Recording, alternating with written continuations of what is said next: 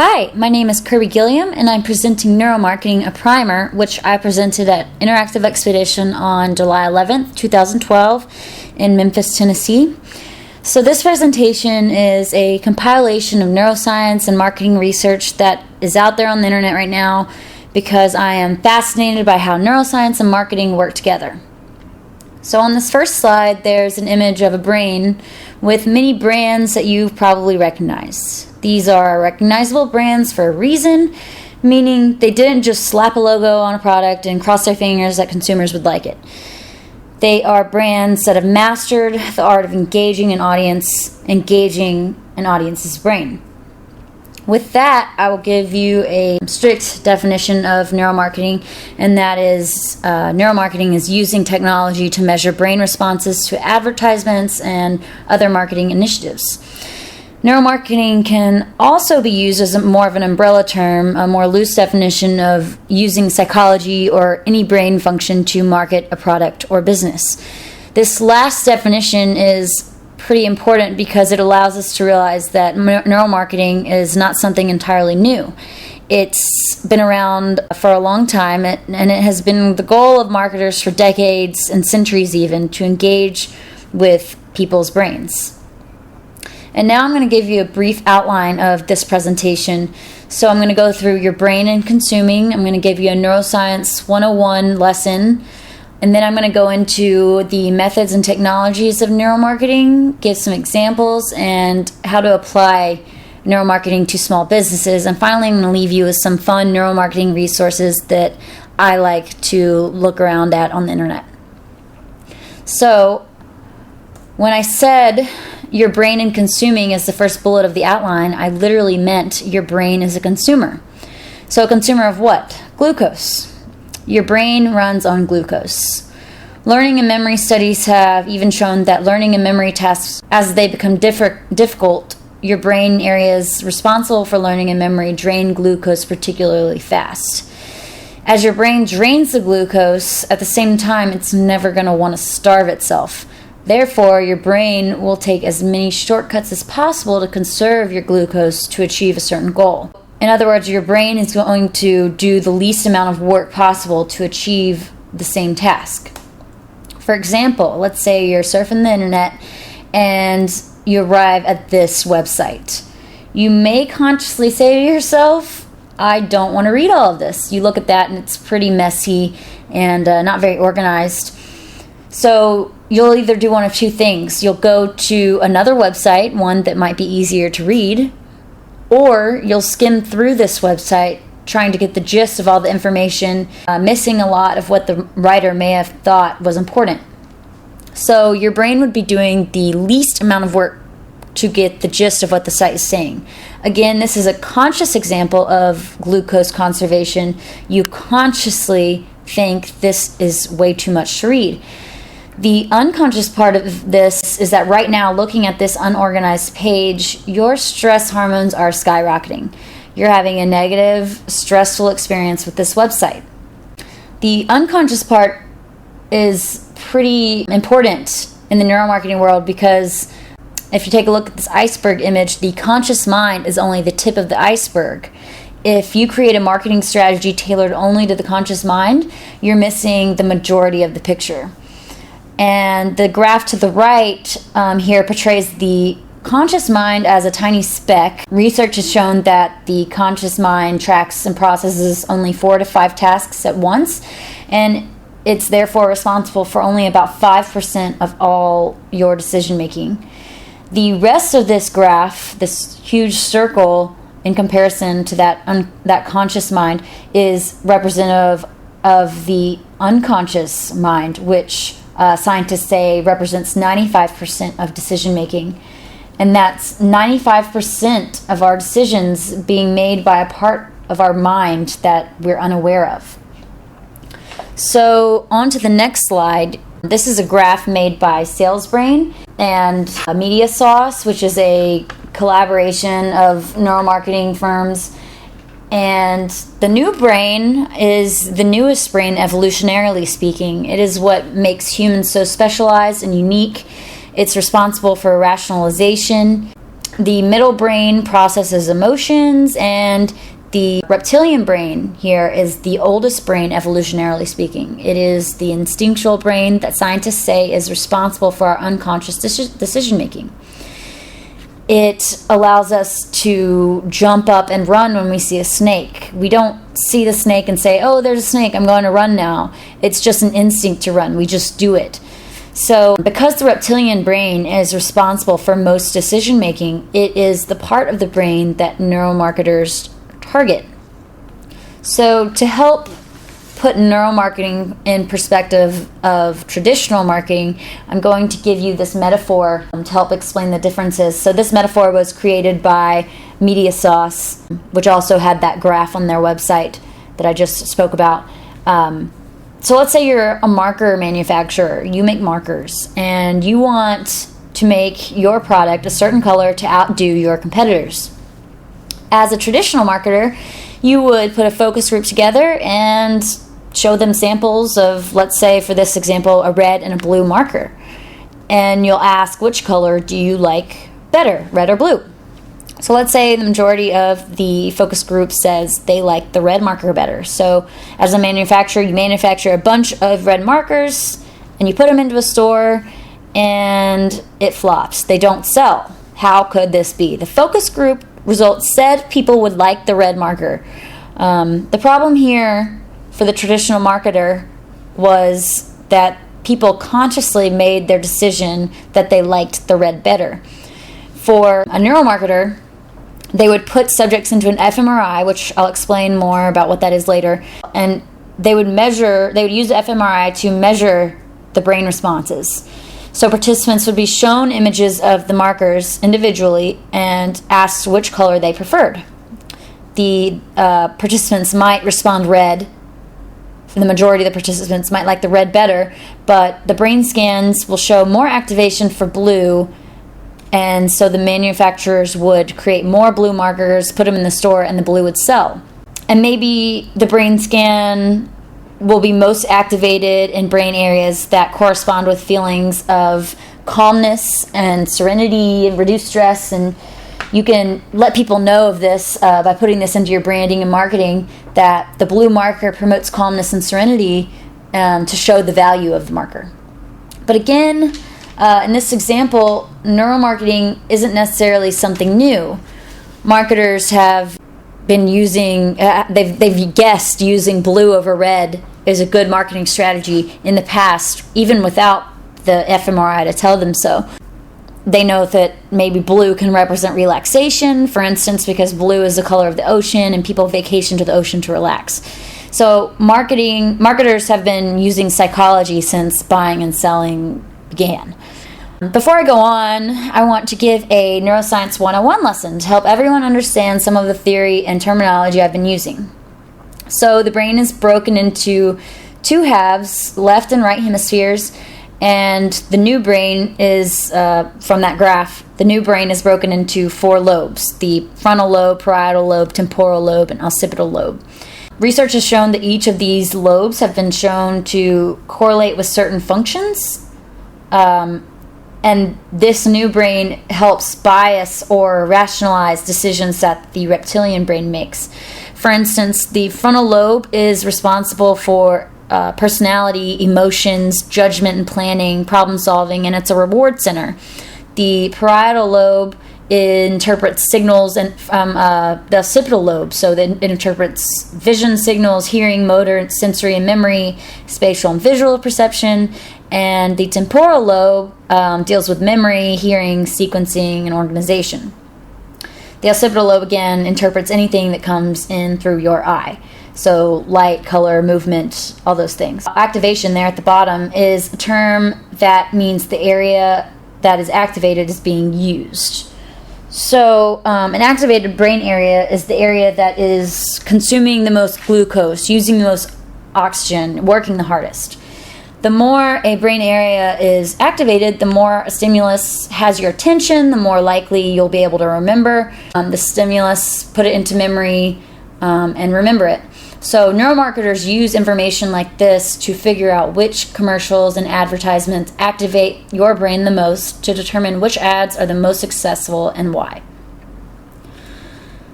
Common technologies that measure these brain area responses are commonly used by neuromarketers. Here are the methods and technologies of biometrics, eye tracking, EEG, and fMRI. To go into these in detail, with biometrics, they will measure your heart rate, your respiration as you watch a commercial or an advertisement, and they'll also take something called a galvanic skin response. Galvanic skin response is measuring skin conductance basically by changes in moisture. It's an indication of psychological or physiological arousal. It's basically how a lie detector works. So if you see a scary movie and a door suddenly slams unexpectedly, you'll see a large spike in a graph like the one you see on this slide to indicate that you were excited in some way. The thing with this is that you won't know which emotion you feel. You just know that at some point in the commercial, whatever, there's a time scale there on the bottom of the graph. At whatever time you were watching, each point at the commercial, whenever there's a spike, at that point in time, you were emotionally aroused in some way, whether it be fear, excitement, maybe you laughed. On to eye tracking. This is getting pretty popular. You can see there those eyeglasses. Basically, a camera can track where your retina is looking at a screen. So you can watch, either a computer screen or a commercial or something, and they'll measure where you look at what time. If you go on to the next slide, this technology can create an aggregated heat map. So at what point you looked at and for how long, how intense you looked at it, and then a chronological gaze plot so you can see at what time where you were looking. That is really important, knowing the time, because if you pair this with the next technology, EEG, you can know at what point in time your brain made a response. So, for example, the EEG here, the image is a device made by NeuroFocus, which is a neuromarketing firm, and this measures electrical conductance across the scalp. So it only measures across the new brain, doesn't go all the way down into the entire brain, just the surface. And it creates patterns like this graph on the left here. At the bottom, you see the pattern of a deep coma. If you were asleep, there's that pattern. Drowsy is the next pattern. Relaxed and excited. Those are all the patterns that would show up. So for instance, let's say you're watching the commercial and you see a really squiggly pattern like the one at the top. You'll realize that you were excited at that point in time. And if you have the eye tracking, you can pair it and figure out what point you're looking at on the website, the commercial, advertisement, whatever it was, and at what time that excitement was produced. On to the next, functional magnetic resonance imaging. This is an fMRI. So you'll get into this machine and they'll show you, you'll lay there, it takes a couple of hours to run through a scan, and they'll show you a commercial or an advertisement and maybe ask you some questions about it. So this machine measures blood or oxygenation of the blood in the brain, so you can figure out which part of the brain, which areas are most activated and being used the most at what points in time during the commercial.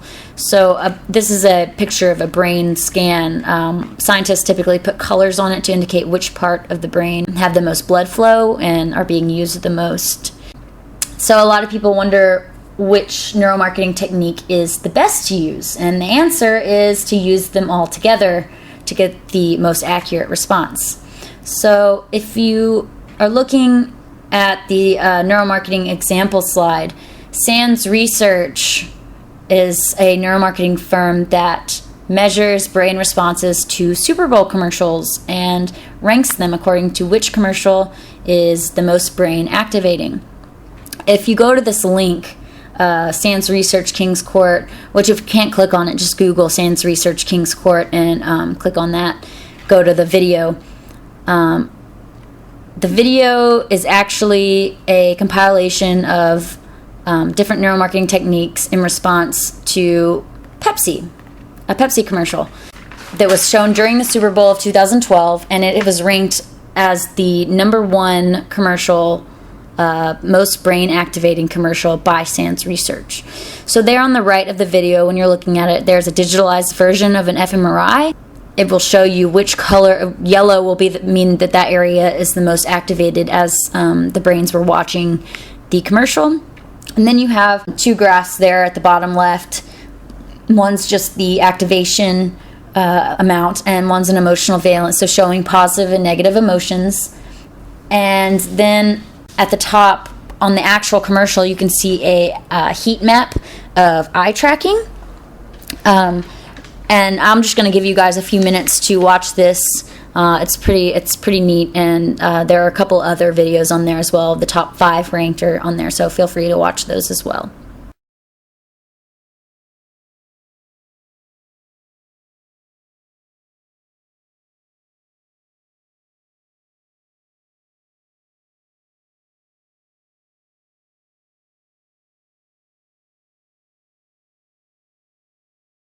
So after watching the video, notice the Pepsi logo is never truly in your face. It's never really out there the whole time. Also, the slogan, where there's Pepsi, there's music, was kind of out there, and it was in Old English. It just wasn't traditional Pepsi branding at all. And I wondered why Pepsi would do this. Why would they take their branding and do something so different with it? And how did it get the #1 ranking by SANS Research, for that matter? Then I remembered, if you Google neuromarketing, the Wikipedia that comes up has a blurb about a study done in 2004, which was published in Neuron, and it was based on a Pepsi versus Coke taste test. So the study put participants into an fMRI to measure their brain response. When participation, it was a blind taste test. So the participants were unaware of which brand, Coke or Pepsi, they were tasting. The same number of people ended up saying they preferred Pepsi as the number of people who preferred Coke.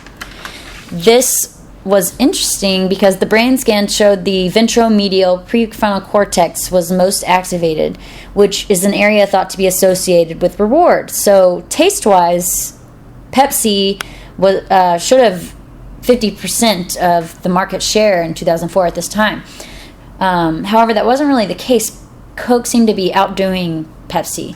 However, when participants were aware of which brand they were tasting, they chose Coke as the drink that tasted the best 75% of the time. The brain scans for this part of the experience showed that when they were aware of the brand, they were tasting the dorsolateral prefrontal cortex and hippocampus were most activated this time, which are areas associated with memory. So the brand awareness shifted the preference of participants from 50% preferring Coke to 75%. It was concluded that when participants knew the brand they are tasting, it was no longer only taste of the drink that modified their preference, but also the memories associated with the drinks. So it seemed that positive experiences had been experienced by participants with Coke. So back to the Pepsi commercial, where there's Pepsi, there's music. Again, it seems like Pepsi might be changing their marketing strategy. Instead of just saying, hey, we're Pepsi, we taste awesome, they're saying, where there's Pepsi, there's music. It seems as if Pepsi is trying to change their story and create a new memory with their brand. If you think about it, where there's music, there's usually fun. So where there's Pepsi, there's going to be a good time. The problem with this neuromarketing is that you don't really know if it worked. Did all this money go into this research, and did it produce any good results? Did it work? So there's no research yet to show if Pepsi's sales actually increased, but there is a study done by UCLA that shows that neuromarketing can improve conversions. The study took 67 smokers who were trying to quit smoking, put them into an fMRI to measure their brain response, and showed them 3 actual anti-smoking campaign commercials, each containing a hotline to call, i.e. 1-800-HELP-ME-STOP-SMOKING. They were asked to rate the effectiveness of the commercial. So which one is most likely to get them to quit smoking and call the number. Participants said, but their self-report showed that campaign C would be the least effective. They said that they rated campaign C as the least effective. But brain scans show that campaign C actually activated the brain the most. And then when they took a look at the real world results, the number of people that actually called the hotlines for the commercials to quit smoking, C produced the most response out of the general population. This was a pretty big and significant study for the neuromarketing world because the imaging actually predicted how the general population behaved. The self-report didn't really give accurate results.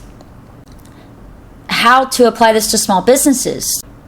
The neuromarketing was shown to work, shown it can work, but if you realize it was companies like Coke, Pepsi, Frito-Lay, Chevron, Microsoft, these are all huge companies with huge revenue that are able to afford this type of neuromarketing. Forbes actually said the average cost of an fMRI or EEG study can cost about $50,000, which most small businesses don't have that just lying around.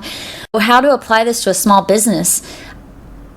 I would find studies already done online. So some quick tips: find studies already done online. All of this research, all of these slides that are in this presentation was simple Googling, following blogs, just kind of diving into the information. So find studies done online and apply them to you. Take the conclusions and apply them to your business.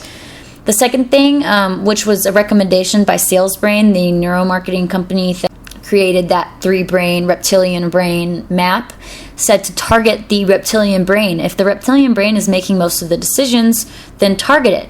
Sometimes you might be doing this without realizing it. If you go through, the reptilian brain is characterized by being self-centered, emotional, it likes contrast, it likes visual stimuli, tangible stimuli, and remembers the beginning and the end. So for the contrast one, that's easy. If you're making a website, you'll use black and white or contrasting colors that might grab the attention of a reader. Using this information, target the reptilian brain as far as creating your marketing strategy.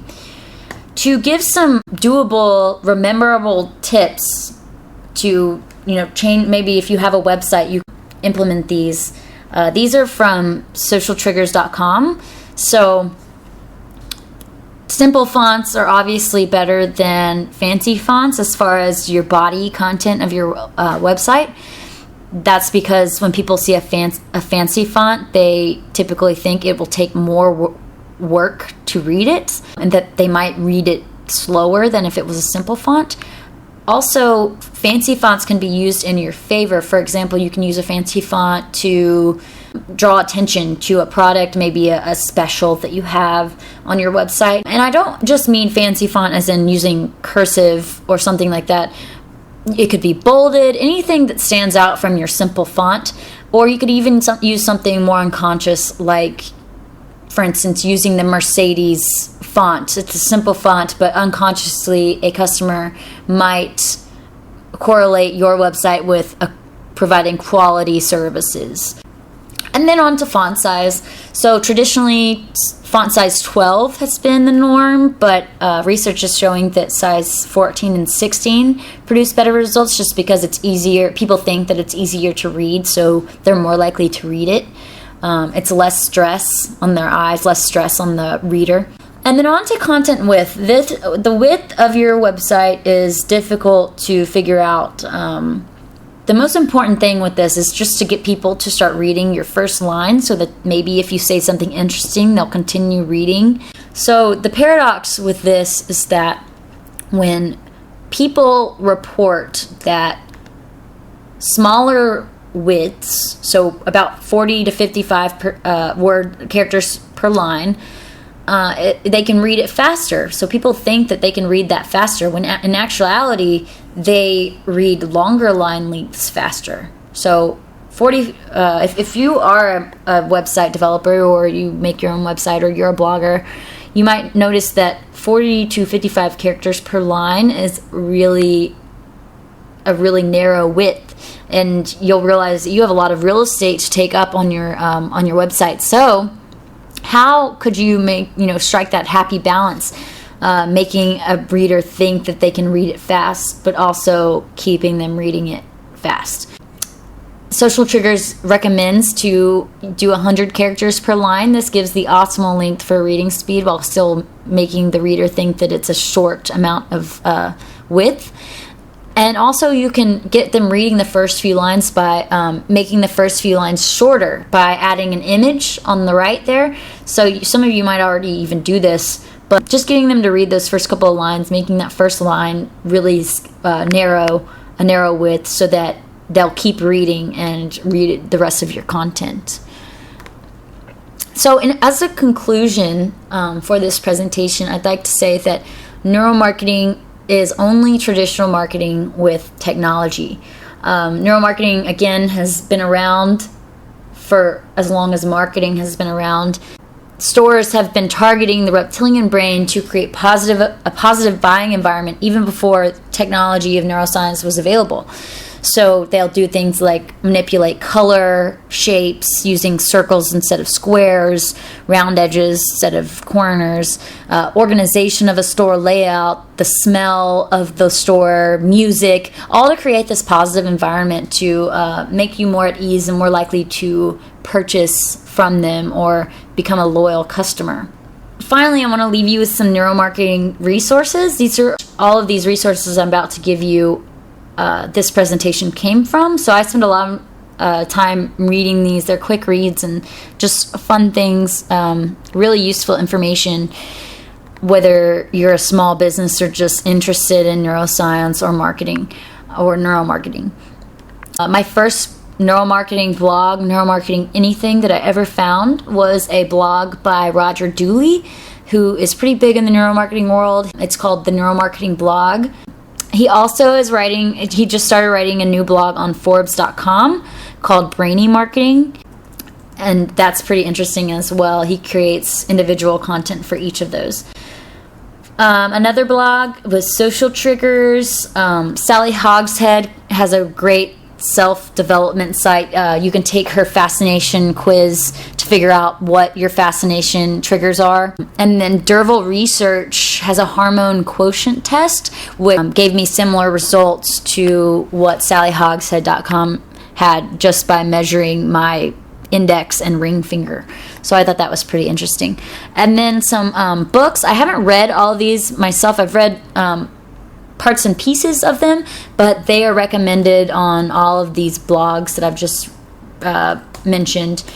Brainfluence by Roger Dooley, Predictably Irrational, The Hidden Forces That Shape Our Decisions by Dan Ariely, and Biology, Truth and Lies About Why We Buy by Martin Lindstrom. And finally, I led a discussion at the Interactive Expedition when I originally gave this presentation about the ethics of neuromarketing. It's just a question I'm going to leave you with. Do you think neuromarketing is unethical? So there's a big debate on the internet right now about neuromarketing, whether it's right, wrong, manipulative. So just something to think about, how you feel about it. When I first found neuromarketing, I thought it was so cool, so interesting, but I also was like, wow, this is really getting into people's heads. How can I rationalize and make me, not feel like this is wrong? And Roger Dooley, the neuromarketing blog, brainy marketing guy, he gave a great metaphor that helped really ease my troubles and worries about this. And I'm just going to leave this metaphor with you. So if you sit down to play, you buy a new video game and you sit down to play it, you are going to want to sit there and play that video game for hours. That's why you bought it, to relax, to have fun, to be engaged by this game. You don't want to get up after 10 minutes and say, I'm bored now. That was fun, I guess. So if you think about it, you want to be engaged by this video game. So I guarantee you that scientists, whether you want to call them neuromarketers or marketers or neuroscientists, whatever you want to call them, have studied that game, have put different engaging activities in there to keep the audience engaged to help sell the product. So in my opinion, as a consumer, I really want neuromarketers to take a look at products to figure out what's going to activate my brain the most, to keep me occupied and to keep me having and enjoying and engaged in the product. So that's how I look at it. I want to thank everyone for interacting with me today. There's my name and email address there at the end. And finally, I want to thank Dave Barger and LunaWeb for giving me the opportunity to speak at Interactive Expedition and to create this presentation. I really enjoyed it.